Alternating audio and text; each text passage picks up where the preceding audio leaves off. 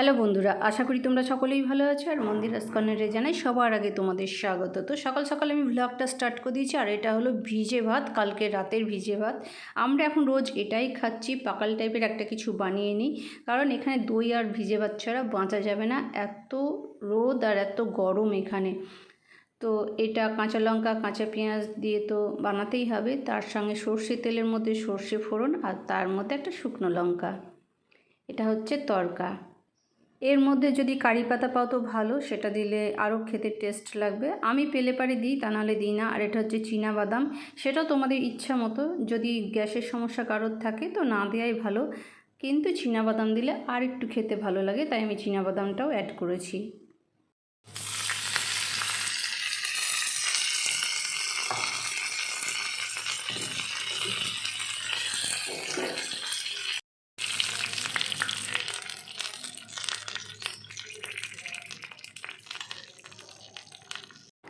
লবণটা অ্যাড করতে ভুলে গেছিলাম, তো চলো পরিমাণ মতন লবণটা দিয়ে নেবে, তারপরে একটু নাড়াচাড়া করে নেবে আর কি। তো আমি মাটির পাত্রে খেতে খুবই ভালোবাসি। মাটির পাত্র, পাথরের পাত্র, এগুলোতে আমার খাবার খুবই পছন্দ হয় আর কি, মানে এগুলোতে আমি খেতেই ভালোবাসি। তো এটা কোনো ম্যাটার নাই যে তোমাদেরকেও মাটির পাত্রেই খেতে হবে, যেরকম যেরকম বাসন যার যার আছে তাতেই খাবে, কোনো সমস্যা নেই তাতে। তো চলো বরকে খাবারটা দিয়ে দিই। বরের বেরোনোর টাইম হয়ে গেছে, কারণ এই রোদের মধ্যে কাজ করবে, সারাদিন গরমের মধ্যে কাজ করবে, সেই জন্য মাথাও ঠান্ডা রাখতে হবে, পেটও ঠান্ডা রাখতে হবে। তো আমরা এখন গরমে রোজ এটাই খাচ্ছি। তোমরাও খেতে পারো, এটা প্রচুর উপকারী, কোনো ক্ষতি করবে না শরীরের, 100% গ্যারেন্টি একদম। বাচ্চা থেকে বয়স্ক সবাই খেতে পারো। তবে হ্যাঁ, যাদের ঠান্ডা লাগার ধাত আছে তারা এটা রোজ রোজ খাবে না।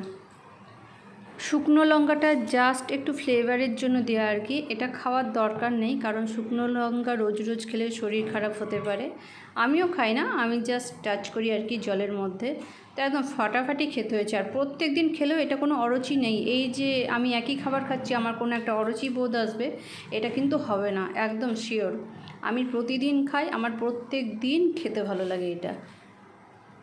আমি পুরোপুরি গ্রামের মানুষ আর গৃহ মানুষ, সেই জন্য আমি সবসময় হাত দিয়ে খাওয়া পছন্দ করি। জলটা তো অবশ্যই খাবো। যোধপুরে রাত্রির 8টার সময় সন্ধে লাগে, আর প্রতিদেব অফিস থেকে বেরিয়ে এলে আমরা রোজই বেরোই মোটামুটি। আর তোমাদেরকে যেহেতু কথা দিয়েছি আমি যোধপুর তোমাদেরকে কোনা কোনা ঘুরে দেখাবো, তো আমি সেই কথা অবশ্যই রাখবো। আর এই যে বাঁ সাইডে দেখতে পাচ্ছ সবুজ সারি সারি গাছ, এগুলো কি বলো তো, এগুলো হলো কলকে ফুলের গাছ। এত সুন্দর ডেকোরেশন করে লাগিয়েছে যে দেখতেই মজা লাগছে। আমি এই ভিডিওটা না নিয়ে পারলাম না, কি সুন্দর, মানে ভাববার বিষয়, এত সুন্দর করে সাজিয়ে রেখেছে, আমরাও পারি সেটাকে সাজাতে। তো চলো আজকে আমরা চলে এসেছি কাইলানা লেক। আর এগুলো হচ্ছে পাইপ লাইন, মানে ক্যানেল লাইন এগুলো। এইটা হচ্ছে ইন্দিরা ক্যানেলের মাধ্যমে যোধপুরে যে জল সাপ্লাই হয়, সেটা এই পাইপ লাইনগুলোর মাধ্যমে গোটা শহরের মধ্যে জলগুলো ছাড়া হয় আর কি। এই পাইপলাইনের মধ্যে দিয়ে ইন্দিরা ক্যানেলের মাধ্যমে জল যতক্ষণ না সাপ্লাই আসবে ততক্ষণ রাজস্থানের মানুষ, যোধপুর শহরের মানুষ এক ফোঁটাও জল পাবে না, সবাই জলবাগরে মোটামুটি মরে যাবে, ঠিক আছে। তো চলো আমরা মোটামুটি চলে এসেছি কাইলানা লেকের দিকে। আর দেখতে পাচ্ছ রাস্তা তো খুবই বাজে, এখন মোটামুটি 5টা 5:30 বাজে, তাতেই রোদ দেখতে পাচ্ছ কতটা প্রখরতা রোদের আর কি। আর রাস্তার ধারে দেখো কোনো গার্ড নেই, কিন্তু মানে গাড়ি যদি একটু অসাবধান হও তো একদম পুরোপুরি নিচে চলে যেতে হবে, কোনো কথাই হবে না। তো একটু লোকেশনটা বলে দিই, এটা হলো যোধপুর স্টেশন থেকে পশ্চিম দিকে মোটামুটি ধরো 13 থেকে 14 কিলোমিটারের মধ্যে। বাইকেও আসতে পারো, অটো বুক করেও আসতে পারো, বাই কারও আসতে পারো, কোনো অসুবিধা নেই।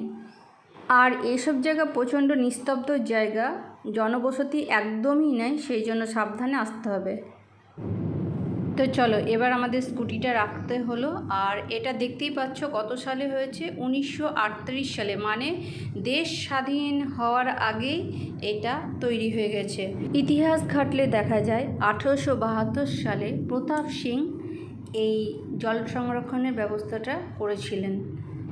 এটা অবশ্যই মানুষের তৈরি কৃত্রিম হ্রদ, আর এটা হচ্ছে খাবার জল সংরক্ষণ করা আর কি, এগুলো খাবার জন্য এই জলটা সংরক্ষণ করা হতো সেই সময় থেকে। তো এটা এখনও মেনটেন হচ্ছে, এখনও এটা সুন্দরভাবে দেখাশোনা করা হয়।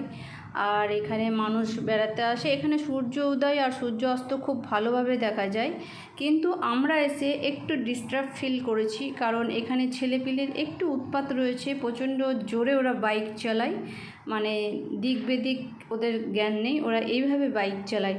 তো ফ্যামিলি নিয়ে আসলে সাবধানে ঘুরতে হবে, সব সময় এই রাস্তাগুলোর উপর নজরদারি রাখতে হবে, কোন ব্যাগ দিয়ে গাড়ি চলে আসছে কিছুই বোঝা যায় না। আমি লেকের উপর থেকে তোমাদেরকে সব ভিডিওগুলো দেখিয়েছি, একদম নিচের দিকে আমরা নামিনি। ওইখানে অনেক ছেলেপিলে গেছে আর কি, সবাই ঘুরতে গেছে। যেহেতু আমাদের কাছে আর কোনো ফ্যামিলি নেই, আমরা একা একাই গেছি, তো আমরা নিচে নামার সাহস আর দেখাইনি। এখানে মানুষজন না থাকলেও দেখো যে কজন মানুষ আসা যাওয়া করে বা এখানে যারা থাকে কয়েকজন, তারা পশু পাখির জন্য জল চারিদিকে দিয়ে রেখেছে খাবে বলে। তো এবার আমরা ঘরের দিকে ফিরবো আর কি। আর আমি যেখানে যাই সেখানে একটু স্কুটিটা চালাতে ভালোবাসি, সেখানে স্কুটি আমি চালাইও।